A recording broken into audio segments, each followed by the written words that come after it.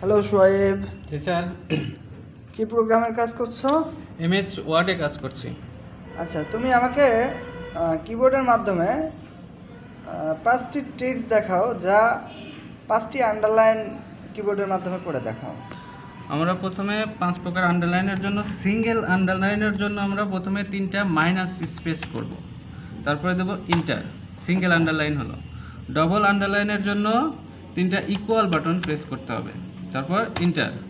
Double underline. এবার dot dot আন্ডারলাইনের জন্য 3টা স্টার, এটা হলো ডট ডট আন্ডারলাইন। আর মোটা আন্ডারলাইনের জন্য 3টা হ্যাশট্যাগ বাটন প্রেস করতে হবে, তারপরে ইন্টার। আচ্ছা, আর ড্যাশ আন্ডারলাইনের জন্য টিলডে বাটনের 3টা প্রেস করে ইন্টার দিতে হবে। এই হলো 5 প্রকারের আন্ডারলাইন। Okay, thank you.